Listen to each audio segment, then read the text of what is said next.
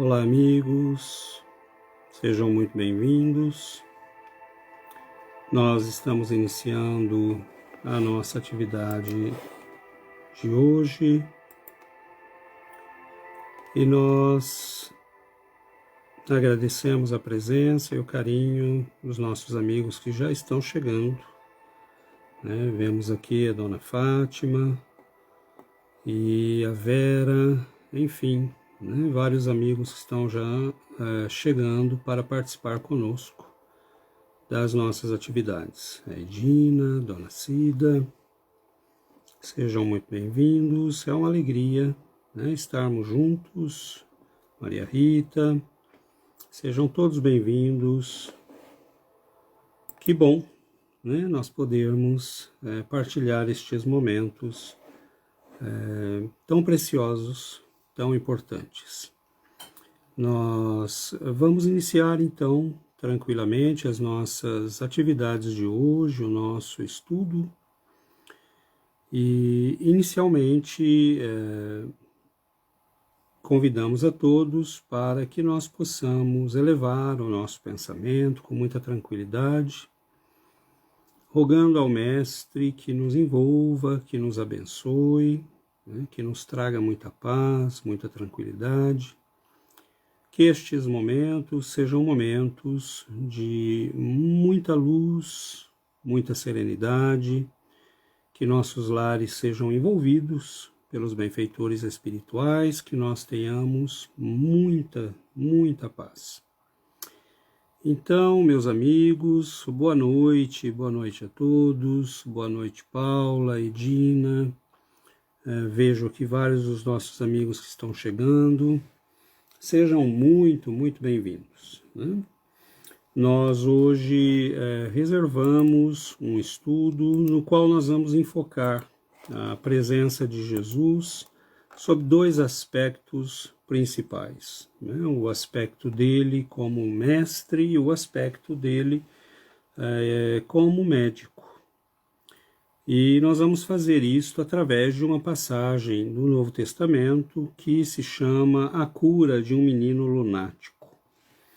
Era muito comum na época de Jesus esse termo, e ele foi muito comum durante muitos anos, Na nossa cultura, mesmo médica, nós dizíamos que uma pessoa que estava alterada emocionalmente, ou perturbada, ou como nós diríamos hoje na doutrina espírita, obsedada, ou como eles diziam na época, possuída, por demônios, essa pessoa era alguém que tinha uma atitude de alguém que estava com a cabeça na lua, era um lunático. E os evangelistas assim nomearam esta passagem, e ela é muito interessante, porque ela revela uma série de coisas, Mas duas que nós vamos ressaltar nesta passagem hoje é o fato de que Jesus aparece nesta passagem, como em muitas outras, mas nós não temos tempo, nem é esse o nosso objetivo, fazer um estudo, uma varredura do Evangelho todo, mostrando essas duas facetas do Mestre, que é o momento em que ele agia como médico e o momento em que ele agia como mestre. Então diz o texto que Jesus estava, havia passado a noite numa montanha com os discípulos, e quando eles descem de manhã, narra São Lucas, a montanha, uma grande multidão vem em direção a eles. Óbvio que a notícia de que Jesus estava, nas redondezas, já havia atraído a atenção.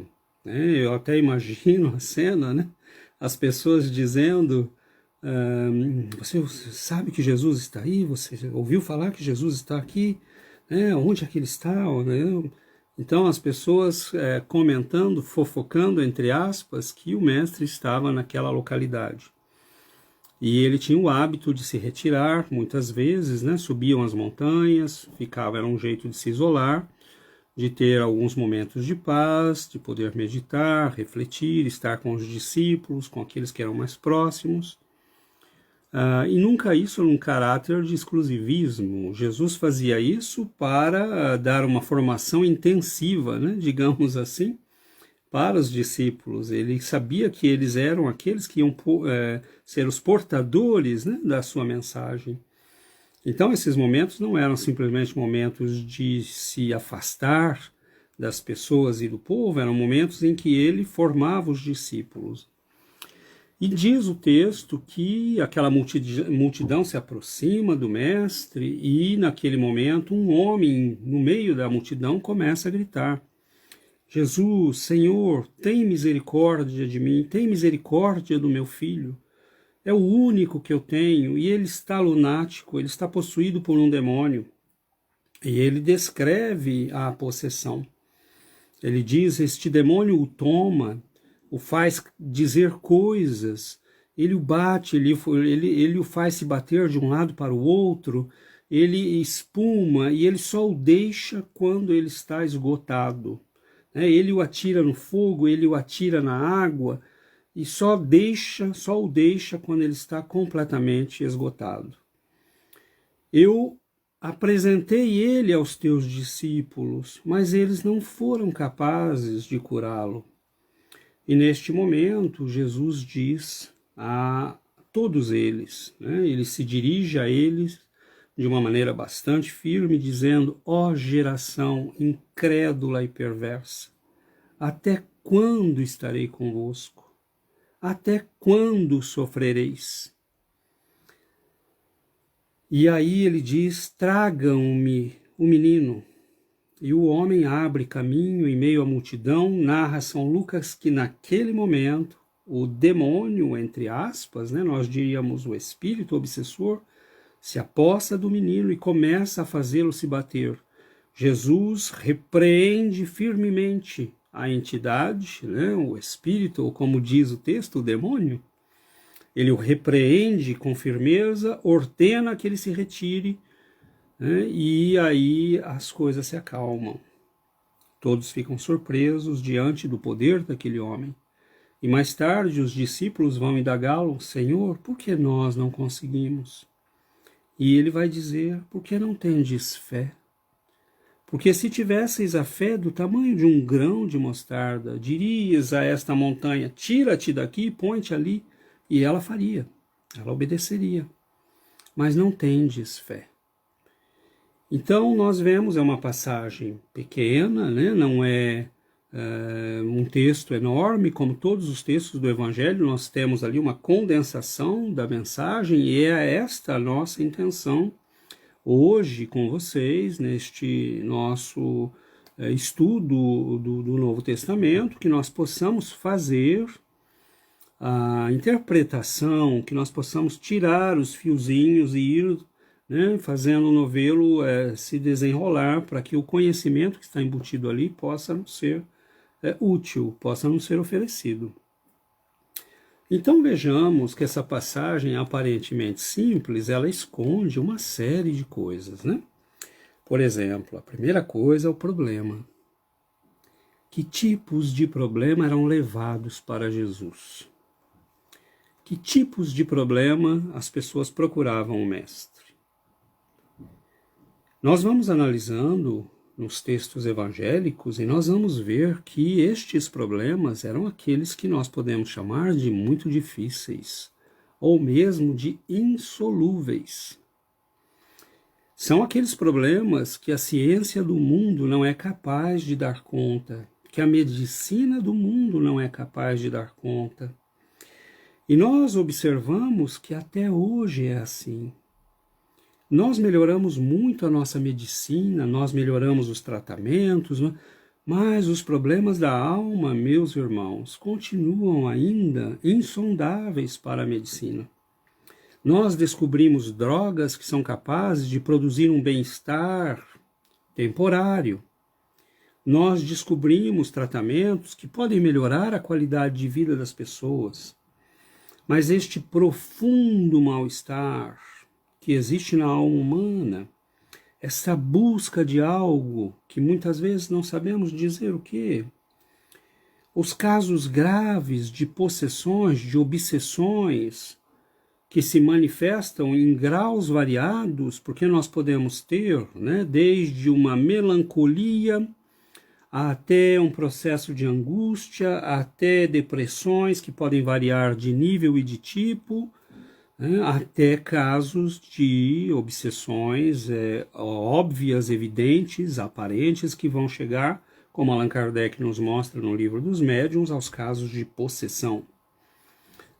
Casos que podem ser de fascinação, pessoas que estão fascinadas, que acreditam estar fazendo coisas bonitas e são coisas feias, ou casos de possessão, que quando nós temos a oportunidade de ver um caso desse, nós vemos a que ponto pode chegar a influência de um ser estranho, de um espírito, sobre uma pessoa. E os casos que Jesus tratou, muitos deles eram deste tipo.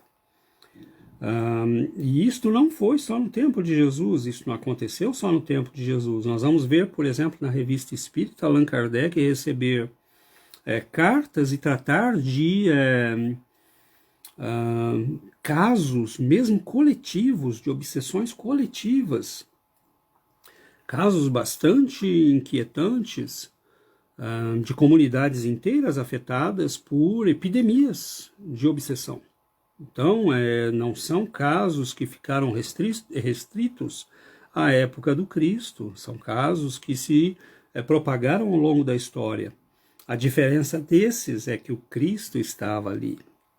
Esta é a grande diferença. E ele diz aos discípulos: ó raça incrédula e perversa, até quando estarei convosco? Até quando sofrereis? Vocês não entenderam ainda o chamado, não entenderam o que é necessário. E o mestre chama o menino, manda que tragam o menino, ele entra novamente em transe mediúnico, e o mestre atua como um doutrinador de primeira grandeza, ordenando com a autoridade moral que ele tinha, a maior autoridade moral que esse planeta já viu. Não havia como resistir a uma ordem do mestre quando ele queria agir como mestre, como aquele que ensina e como aquele que ordena. Então a primeira atitude dele ali é essa atitude de mestre, mas junto com a atitude daquele que cura, porque ele é capaz de resolver aqueles problemas que ninguém mais era capaz de resolver. E a questão é, será que isso mudou? Será que isto mudou? Será que nós temos hoje problemas que a medicina pode realmente resolver? É uma bênção a medicina, hein? Ninguém aqui está falando contra a medicina. É maravilhoso quando nós temos uma dor de dente, podemos ir ao dentista, ou como nós temos uma dor de cabeça e podemos tomar um analgésico, é maravilhoso. E é óbvio que nós temos que evoluir e melhorar, mas as dores e as perturbações, as doenças da alma humana continuam presentes. Nós continuamos doentes, e assim como aquele menino que era possuído por um demônio, entre aspas, nós também continuamos ainda possuídos pelos nossos demônios. Nós podíamos falar do demônio do medo. Quantas pessoas, nesse momento de pandemia, por exemplo, aflitas, inquietas. E Jesus poderia dizer: ó raça incrédula, até quando estarei convosco? Até quando sofrereis? Porque o medo é sintoma de falta de fé, de falta de confiança nos planos divinos, na lei divina. Então, nós somos hoje, como aquele menino, nós somos possuídos pelos mesmos demônios, porque ali era um espírito agindo sobre o menino. Mas nós somos possuídos por outros demônios, o demônio da luxúria, do desregramento, da sensibilidade sexual, o demônio da vaidade, do egoísmo, do orgulho, da preguiça, da teimosia. Nós estamos e somos possuídos por estes demônios. Quantas vezes por teimosia nós acabamos complicando a nossa vida? Quantas vezes por preguiça nós acabamos complicando as coisas? Poderíamos ter estudado um pouco mais, lido um pouco mais, feito um esforço, mas esses demônios habitam as nossas almas. E eles são velhos como a humanidade. Eles continuam presentes. Não há remédio que cure estas coisas, porque são problemas da nossa alma. E assim como aquele menino era jogado para lá e para cá, no fogo e na água, estes demônios nos jogam, ora no fogo das paixões, ora no fogo, na água da indiferença e do descaso. Então, os velhos demônios da nossa alma ainda estão diante do Cristo, porque nós não os eliminamos, nós não tivemos a atitude e não agimos de modo a eliminá-los. E quem pode eliminá-los, ou ao menos nos ajudar a eliminá-los? O Cristo, o Evangelho, é o conhecimento espiritual, o conhecimento das leis divinas. Então, o objetivo da nossa existência é de irmos conquistando o terreno a esses demônios que habitam as nossas almas. O Cristo pôde ordenar àquele demônio, aquele espírito obsessor que perturbava aquele menino, aquele pai, aquele filho único, e ele pôde afastar aquele espírito, ordenando que ele se afastasse. Mas há demônios que só podem se afastar de nossa alma se nós colaborarmos com o Mestre. E aí a função de mestre de Jesus é muito clara, porque não existe educação sem autoeducação. Não existe educação sem que o discípulo queira aprender, sem que aquele que está diante do mestre se disponha a ouvir, a absorver a mensagem, a meditar sobre a mensagem e a aplicar a mensagem. Então o Cristo está diante de nós como estava diante daquele menino, daquele homem, daquela multidão, nos dizendo: raça incrédula e perversa, até quando estarei convosco? Por que vocês não me fazem confiança? Por que vocês não aderem ao que eu estou ensinando? Então o mestre é muito direto para aquele povo, para aquelas pessoas, e nós podemos perguntar: será que a nossa geração é diferente? Será que a nossa é menos incrédula e menos perversa? Certamente que não. Então a resposta do mestre àquelas pessoas é muito precisa e se aplica a todas as gerações humanas depois dele. Continuamos incrédulos, continuamos perversos. Então nós vamos definir esses termos com mais clareza em alguns instantes. Mas nós temos que lembrar que o termo perverso quer dizer aí simplesmente mal. Aquele que se afasta das leis divinas, aquele que age em desacordo com as leis divinas. É esse o sentido de ser um pervertido, de ter se pervertido. Pervertido em relação a quê? Em relação à lei divina. E nós vemos que muitas vezes essa perversão vai se encontrar nos lugares onde jamais deveriam se encontrar. Porque assim como aquele pai, antes de chegar ao mestre, foi aos discípulos, muitos de nós, nos nossos momentos de doença, de angústia, de depressão, nos momentos em que nos sentimos perdidos, nós recorremos não só à ciência, mas nós recorremos à religião, aos templos, aos pastores, aos padres, aos médiuns espíritas, às casas espíritas, e muitas vezes não temos resposta. Muitas vezes não temos resposta. Porque, como os discípulos, naquele momento, e eles não podemos culpá-los, eles estavam em formação, digamos assim. Estavam num curso de formação intensiva com Jesus. 3 anos de formação intensiva. O que eles viram, meus amigos? O que eles presenciaram? O que eles passaram? Nós não podemos sequer imaginar. Porque o que está nos textos evangélicos já é algo surpreendente, já é algo de se perder o fôlego. Agora, vocês imaginem tudo o que eles ouviram. vocês imaginemos tudo o que eles viram e não está relatado. Pequenas coisas, pequenos detalhes. São muitas coisas que eles viveram nesses 3 anos, e diz São João, João o Evangelista diz, se nós escrevêssemos tudo que diz respeito a ele, tudo o que nós vimos, presenciamos e ouvimos, os livros não caberiam neste mundo. Porque só com o que eles nos deixaram, já são milhares de livros escritos nesses 2000 anos. Imaginemos se eles tivessem registrado tudo. Por exemplo, eles estavam numa montanha naquela noite antes de descer e encontrar esse homem e o seu filho aflito. Seu filho possuído e um pai aflito. Mas o que eles conversaram? O que eles falaram? Então, os fenômenos se produziam ao redor de Jesus o tempo todo, porque esses fenômenos não eram mediúnicos, eles eram anímicos. Jesus era a fonte de produção daqueles fenômenos. Ele não era médium, senão de Deus. Ele os produzia, e os produzia quando queria. Tragam-me este menino, diz ele. Tragam. E quando ele está ali diante dele se batendo, ele diz, saia.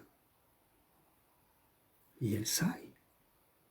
Então nós estamos diante de um mestre, de alguém que tem autoridade do conhecimento pleno, de alguém que tem autoridade do conhecimento pleno, perfeito. E ele nos diz, raça incrédula, até quando estarei convosco?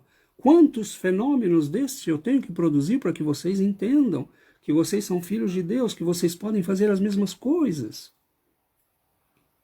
Então ele nos fala, nos convidando, a deixarmos a perversão das nossas vidas. O que é a perversão das nossas vidas? A incredulidade das nossas vidas? Bom, é a perversão de continuarmos vivendo contra as leis de Deus. No Livro dos Espíritos, por exemplo, pergunta 629, Allan Kardec vai definir a moral, os espíritos vão definir para Allan Kardec a moral como a regra de bem se portar. Mas ele diz, como é que eu faço a diferença, do que é bom, do que não é bom? E eles vão dizer, o bem é tudo que está de acordo com a lei de Deus, na pergunta 630. Tudo que está em desacordo, tudo que se afasta da lei de Deus é o mal, é o perverso. É perverter, é mudar, é alterar, é adulterar a lei divina. Então nós estamos sofrendo, nós estamos possuídos por demônios, como aquele menino estava, porque são os demônios que nós deixamos invadir as nossas almas quando nós agimos contra as leis divinas. Então é muito claro. A palavra do mestre é muito incisiva, ela é muito direta, nos dizendo, olha, parem de perverter a lei divina, parem de agir contra as leis divinas. E no momento em que vocês começarem a agir dentro das leis do meu Pai, do nosso Pai, vocês não terão mais doenças, vocês não terão mais obsessões, possessões, vocês não terão mais angústias, tristezas, porque nós estaremos agindo em consonância com a lei divina. Então é muito claro, a doutrina espírita vai nos dar hoje elementos, não só para compreender esse aspecto, mas para compreender o aspecto da fé igualmente. Porque a nossa incredulidade tem nos causado muito mal. Nós dizemos acreditar na imortalidade da alma, mas vivemos em pânico por causa da morte. Nós falamos que acreditamos na lei divina e na presença de Deus, mas vivemos desesperados como se pudéssemos controlar tudo e todos. Então a nossa incredulidade se manifesta na nossa falta de certeza, de tranquilidade, de serenidade diante da vida. Jesus sabia que o Pai está no controle, Jesus sabia que a vida é regida por leis.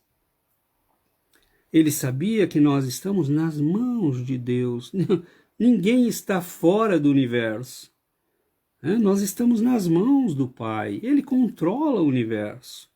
E nós sofremos, nos angustiamos, nos afligimos, porque nós estamos tentando fazer o papel dele. Nós estamos tentando agir como se pudéssemos controlar os fios da vida. Nós não controlamos, ele controla, mas se ele controla, nós podemos descansar. Nós podemos pôr a cabecinha no travesseiro à noite e ficar tranquilos. Ele controla. Ah, então eu posso deixar... Não, não é eu posso deixar tudo. É óbvio que Deus nos deu inteligência, capacidade, quer que aprendamos, quer que evoluamos. Então nós temos que tomar as rédeas das coisas que dizem respeito à nossa vida. Deus não precisa vir limpar a minha casa, Deus não precisa ler um livro para mim, eu preciso ler, ele não precisa. Eu preciso adquirir conhecimento, ele já tem todo o conhecimento. Então há coisas que só nós podemos fazer por nós mesmos, mas há coisas que só Deus pode fazer por nós e por todos os outros. Então o Cristo está ali dizendo, ó raça incrédula, até quando estarei convosco? Ah, que geração perversa é essa? Vocês não entendem, estão comigo, estão vendo o que eu faço, estão vendo o que eu falo. Eu estou provando as coisas que falo com atos. E vocês não entendem. Então é como se o mestre puxasse a orelha, não só dos discípulos, mas de toda a multidão que está ali. Os discípulos, no entanto, eles estão aprendendo, Eles estavam ali fazendo aquele curso intensivo que nós falamos. Tudo para eles era uma experiência muito grande. E nós vamos ver depois, em vários eventos, em vários momentos, os discípulos agindo com a fé absoluta de quem confiava plenamente no Mestre. A fé absoluta de quem não tinha mais dúvida nenhuma. Porque nós, muitas vezes, meus irmãos, nós temos essa dificuldade da fé porque nós imaginamos que temos algum controle sobre as coisas. É óbvio que nós temos um controle mínimo sobre as coisas. Mas a maioria das coisas que nos acontecem, a maioria de tudo que está à nossa volta não depende de nós. Quem faz esse planeta funcionar? Quem o mantém? Quem o colocou a girar em torno do Sol a centenas de quilômetros por hora? Não fomos nós. Quem gerou todas as coisas que tem? Os rios, a atmosfera, e tudo isso estava pronto quando nós chegamos aqui. Quem controla tudo que está acontecendo, o movimento de todas as coisas, quem encadeia tudo, quem encaixa tudo? Nós colocamos uma colher de comida na boca e a partir do momento que ela vai para o esôfago e para o estômago, nós não sabemos mais o que está acontecendo, nós não temos mais controle. E nós queremos controlar a vida como se fôssemos Deus. Então Cristo está dizendo, confiem um pouco, tenham a fé do tamaninho de um grão de mostarda. Mas se ela for autêntica, se ela for real, se ela for verdadeira, se você fez tudo o que podia, agiu, trabalhou, estudou, agora entregue na mão de Deus.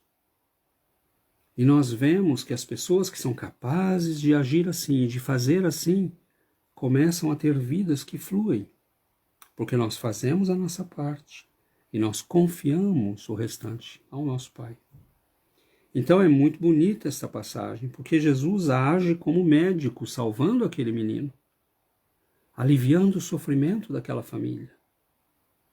Mas ele age como mestre, ensinando, dizendo o que nós precisamos, dizendo o que nos falta e que nós poderíamos fazer o que ele estava fazendo, se tivéssemos a fé mesmo que pequenininha, de um grão de mostarda.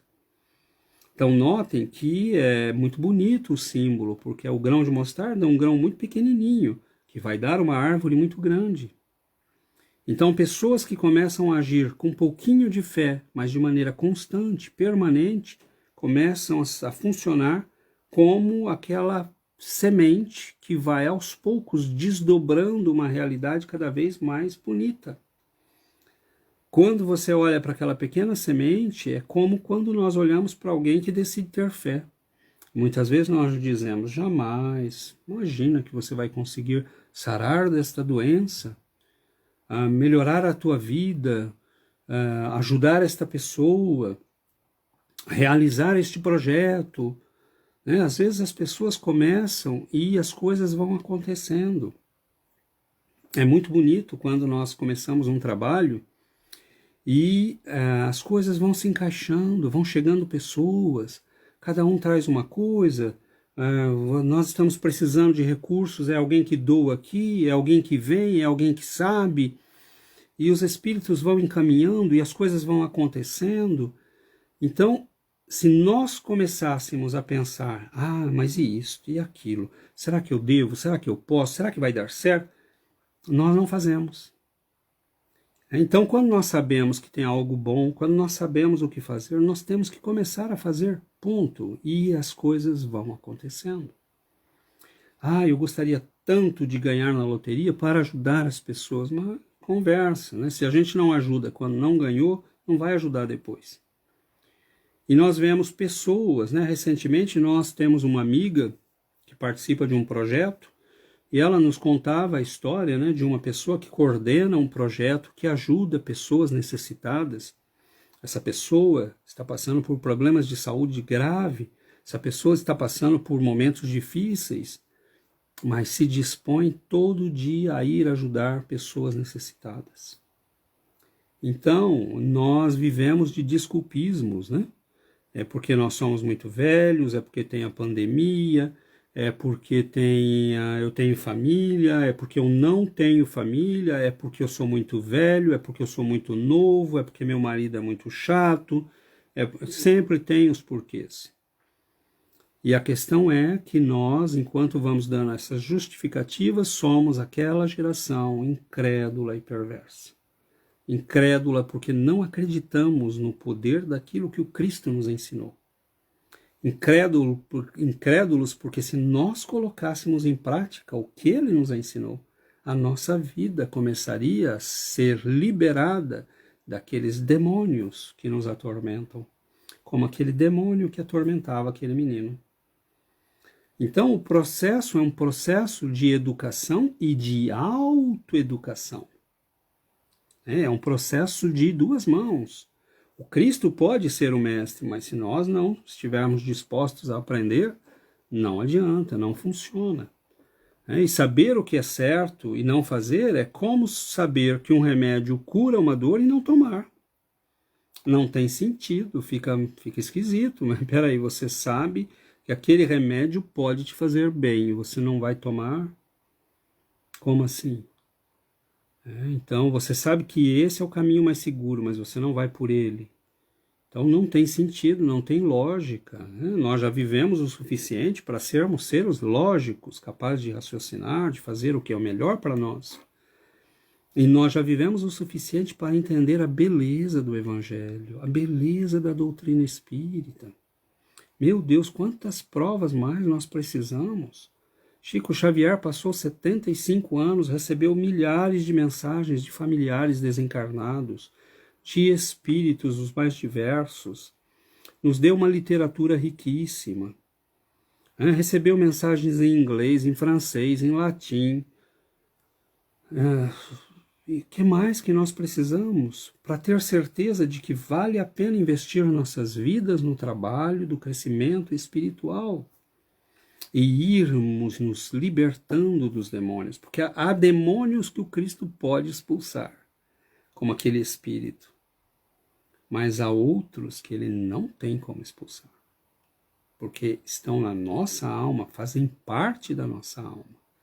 São os demônios que nós mesmos criamos, como os demônios do orgulho, da vaidade, do egoísmo.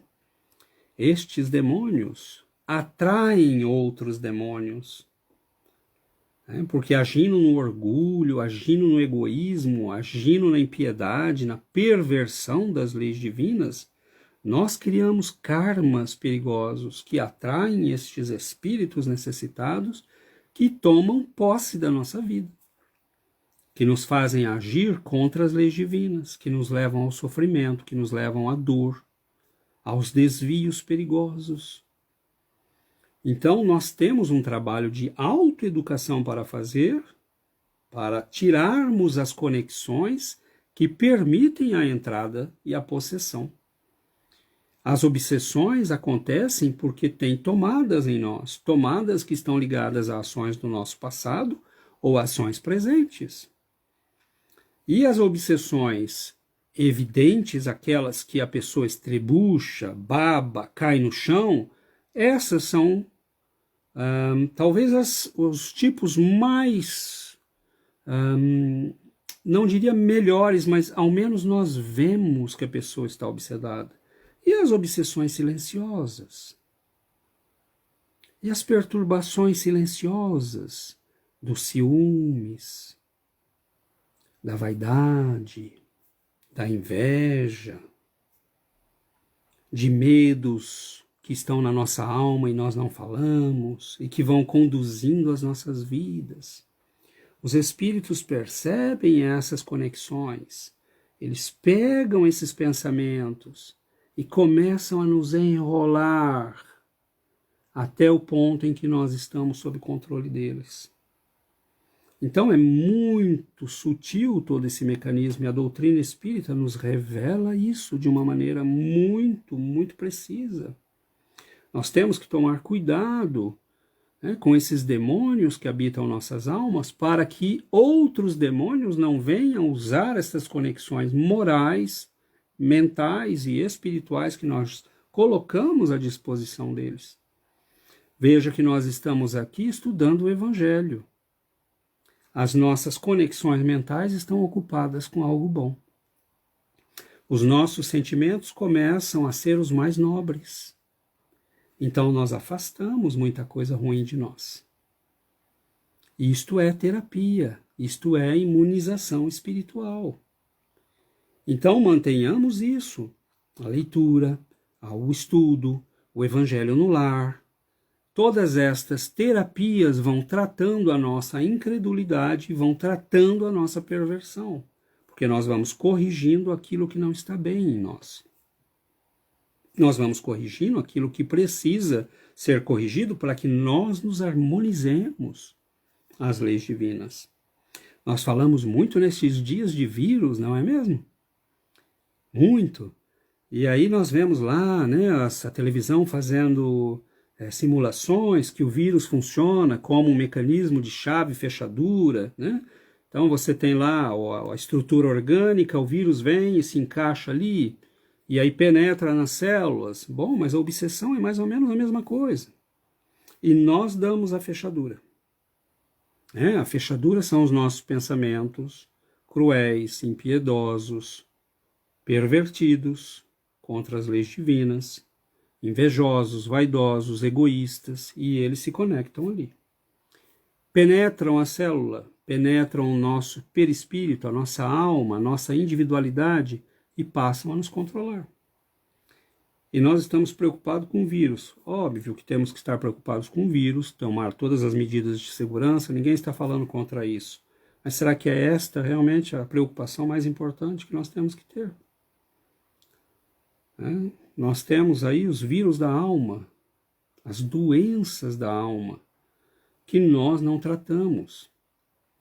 E é muito bonito nesta passagem a questão também da intercessão, né?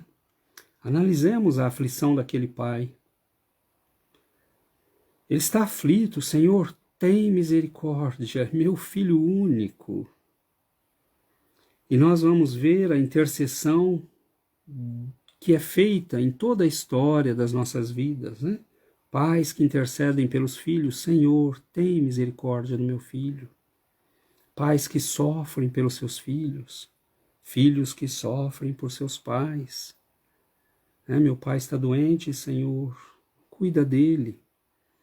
Nossos mentores e benfeitores espirituais, quanto têm intercedido por nós, por amor. Nós estarmos reencarnados, meus irmãos, não é mérito nosso. Se Deus fosse cobrar a conta e nos mandar a fatura, nós estaríamos aniquilados. É graças à intervenção, à bondade destes benfeitores, destes familiares que muitas vezes estão no plano espiritual, que nós não conhecemos mais, que nós não lembramos porque estamos aqui, né, com o cérebro ocupado pelas nossas vidas ocupadas e pela nossa vida atual, mas que estão lá do outro lado, que estão nos ajudando, que estão intercedendo, que ficam felizes quando nos veem pegar um livro, participar de um evento, estudar, orar, que eles dizem, meu Deus, eles estão aprendendo. Ó raça incrédula e perversa, até quando estarei convosco? E os mentores espirituais ficam felizes quando nos veem caminhando contra esta incredulidade e contra a perversão das leis divinas na nossa vida. Quantos deles intercederam para que nós tivéssemos esta oportunidade reencarnatória? Quantos empenharam a palavra e a sua situação espiritual para dizer, não, dê uma chance a este meu afilhado, a este meu filho, a este meu ser querido. Vamos ver se ele consegue, desta vez, avançar alguns passos. E eles todos estão na expectativa de que nós consigamos deixar por alguns momentos a frieza das nossas almas. Os demônios, enfrentar os demônios que habitam nossas almas, demônios terríveis que se apropriam das nossas vidas. Nós achamos que estamos conquistando o mundo quando agimos com egoísmo, com orgulho. Nós somos meras criaturas jogadas ao vento, jogadas ao fogo, jogadas à água, porque nós não temos o controle. Estamos sendo possuídos por estes demônios há muitos séculos. E eles controlam as nossas almas. Então o Cristo vem nos dizer, chegou a hora da libertação, chegou a hora de mudar, chegou a hora de fazer algo diferente. Deixem a incredulidade, deixem a perversão, o ensinamento está aqui. E o mestre ensina, e o que ele ensina cura, porque o que Jesus fez em muitos momentos, essas intervenções drásticas, ele fez em nome do amor e da misericórdia divina, mas o que ele ensina é a verdadeira medicina. O que o Cristo ensina é o verdadeiro remédio, que tomado, como uma pílula todos os dias, tomar um pouquinho de paciência, tomar um pouquinho de coragem, tomar um pouquinho de humildade, refletir, meditar, pensar, entender, sentir o Evangelho, sentir o Cristo, sentir o amor, sentir o ensinamento. Este é o remédio que vai impedir que caiamos doentes, para que ele não tenha que interceder desta maneira drástica. Então, a educação das nossas almas tem que ser feita. A educação das pessoas que vivem conosco tem que ser feita. Tristezas? Para que tristezas? Melancolia? Para que melancolias? Há trabalho a ser feito. As pessoas dizem assim, mas a depressão é uma doença muito grave. Você está falando que... Sim, é uma doença muito grave, uma doença da alma muito grave. E não é porque a medicina catalogou nos livros, dizendo que ela é uma doença, que ela está excluída de ser uma doença espiritual. Porque a medicina está caminhando para as conclusões que o espiritismo já tem há muito tempo. Conhecemos todas as depressões? Sabemos as causas de todas? Não. Mas, meus irmãos, 99% está na alma. Mas falta um pouco da substância tal. E por que falta um pouco da substância tal? As pesquisas com a mediunidade mostram que o médium ou a pessoa que recebe com frequência os espíritos, ou que tem a ação dos espíritos com frequência muito intensa na sua vida, tem substâncias que no momento do transe aumentam, a quantidade de açúcar que muda, certas moléculas orgânicas, albuminas, Então, a vida nossa, muito do que se passa conosco, depende não só da nossa vida mental, mas depende também da nossa conexão mental com outras mentes. E o Cristo sabia muito bem disso. Então, quantas depressões começam, né, tranquilamente, no escurinho das nossas almas, sem que nos demos conta. E o Cristo está nos vacinando contra tudo isso, está dizendo, abram os olhos para a vida, para o amor, para o trabalho, olhem para o mundo, olhem para as criaturas, olhem para as necessidades, confiem no Pai, tenham paciência, trabalhem um pouco mais, se esforcem um pouco mais. É um trabalho de educação e é um trabalho de autoimunização espiritual e orgânica. Alguém tem notícia do Cristo doente? Ninguém. Alguém tem notícia dos discípulos doentes? Nenhuma. Ah, Simão Pedro estava com uma gripe muito forte, precisou parar de trabalhar naquela semana. Nunca ouvimos isso, em nenhum relato. Não quer dizer que seguidores de Jesus não enfrentem doenças, não enfrentem momentos difíceis, não é isso. Mas a doença, se vier, é simplesmente um estado do desgaste corporal, não é função do que está na nossa alma. É diferente. Chico Xavier teve muitas doenças ao longo da vida, mas porque teve um organismo que foi extenuado, que foi testado ao extremo, porque ele às vezes varava a noite, recebendo mensagens, ia dormir às 4 da manhã e às 6 ele estava de pé para ir para o trabalho. E não faltou nenhum dia em 35 anos. Então é um organismo que sofreu. Quando era garoto, trabalhava das 3 da tarde às 11 da noite numa indústria de tecidos. Era um garotinho. Feriu os olhos, feriu os pulmões. Então são pessoas que viveram neste planeta, sofreram as consequências de viver num corpo que está submetido, né, a problemas, a desgastes, mas jamais as doenças destes homens e mulheres vieram das suas almas. Esta é a diferença. Há pessoas que têm doenças que você diz, como assim? Então, é preciso estar atento para isso, que nós temos uma saúde do espírito, e o Cristo não é médico dos nossos corpos, ele é médico das nossas almas. E ele não é médico para intervir em momentos calamitosos como esses, porque ele é mestre igualmente para impedir que nós cheguemos a estes momentos calamitosos, como o daquele menino e daquele pai. Se nós nos educarmos e se nós educarmos aqueles que estão conosco para esta vida espiritual, nós não teremos necessidade dessas intervenções drásticas. Um passe já pode resolver. Uma água fluida já pode ajudar muito.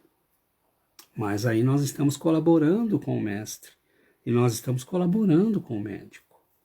Então, meus irmãos, nós temos aí uma série, né, de reflexões a fazer. Vejam como é bonito, né? É uma passagem simples, parece muito simples. Jesus mais uma vez curando alguém, puxando a orelha da multidão. Não, tem muita coisa escondida ali, né? O mestre está ali respondendo, primeira coisa, está respondendo a um apelo sincero.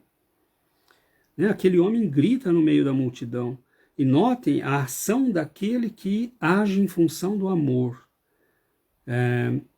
Nós vivemos, né, preocupados com a honra, com o que os outros pensam, o que vão falar de mim, o que vão achar, mas quando a dor bate, e quando ela bate em alguém que nós amamos, nós perdemos isso. Então aquele homem no meio da multidão grita, Jesus, tem misericórdia de mim, tem misericórdia do meu filho que sofre. Então Jesus responde a um apelo sincero. Quando nós fizermos o nosso apelo interior, quando nós orarmos, ele nos ouve. Mas tem que vir da alma, tem que vir do nosso coração, tem que vir de dentro. Aí ele ouve. Por isso o Chico dizia, né? Quando encontrou uma senhora, uma avó, que veio interceder pelo netinho, que estava muito doente, e ele diz, vamos orar, minha irmã, vamos orar, porque a oração de uma avó por um neto doente arromba as portas do céu, porque aquilo vem do coração, né? Porque nós sabemos que aquela pessoa daria a sua vida para ver o bem-estar daquela criaturinha. E isso Deus sabe, e isso Deus percebe. Então Chico é alguém que vai nos dar esses exemplos bonitos de fé, né? Como aquela senhora que vem conversar com ele e está numa situação muito difícil, está passando muito mal. O Dr. Bezerra prescreve através dele a medicação homeopática, e passa algum tempo, ele vai ver como ela está, e ela diz, não, eu não estou tomando os remédios né, eu não tenho dinheiro para comprar. E ele fala para ela, pique a receita em 60 pedacinhos, ela deveria tomar por um mês 2 vezes ao dia, e tome com água e oração. 30 dias depois a mulher estava curada. Então é este tipo de fé, porque não é o remédio. O remédio, mesmo o remédio mais supostamente eficaz, não vai agir se a alma não estiver em condições. Se todo o nosso sistema não estiver disposto à cura, disposto à mudança, disposto a mudar. Então, há segredos na nossa saúde espiritual, há muita coisa que nós ainda não entendemos, mas o Cristo está dizendo, antes de entender, tenha fé, confie, entregue-se ao Pai, confie nas leis divinas. Ninguém está sozinho, ninguém está jogado ao vento. O Pai nos criou a todos e Ele está controlando tudo. Então os discípulos ali têm, né, a oportunidade de aprender, de questionar por que não tinham conseguido, de fazer um avanço na compreensão. É lógico que eles começaram a entender todo o mecanismo daquilo, começaram a entender que precisavam crescer moralmente para ter a autoridade daquele homem. E começam a transformar suas vidas, começam a entregar suas vidas completamente nas mãos daquele homem, que era nada mais, nada menos que o grande mestre das nossas vidas e das nossas almas. E à medida que eles fazem isso, como nós já comentamos, né, em outros momentos, aparentemente deixando tudo, eles estão entrando na posse verdadeira de si mesmos e das leis da vida. Simão Pedro, João, Mateus, todos eles vão produzir curas, vão produzir os chamados milagres, mas na verdade porque eles passaram a ser, veículos dessa força divina que está agindo no mundo em benefício das criaturas. Então, meus irmãos, nós deixamos aqui essa reflexão final. O Cristo nos convida à superação, mas ele nos convida principalmente a este salto, como a criança que se lança no ar quando o pai ou a mãe diz pule, que eu estou aqui, eu vou te segurar. Que é o salto da fé. Mas para que nós possamos fazer isso, para que a vida possa responder positivamente a este salto nosso, nós temos que deixar a perversão.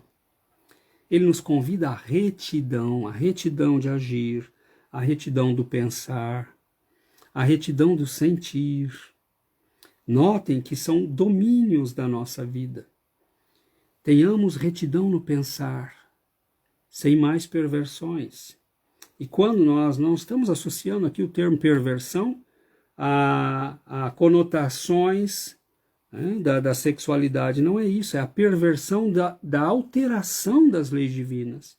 O pensamento que é bom é o pensamento de caridade, então todo pensamento que não é caridoso é perversão. O pensamento que é bom é o pensamento que nos harmoniza. Todo pensamento que nos desarmoniza é perversão, porque é agir contra as leis divinas. O sentimento que é nobre, todo sentimento que é bom é aquele que é nobre, é aquele que nos eleva, é aquele que nos faz sentir paz, tranquilidade.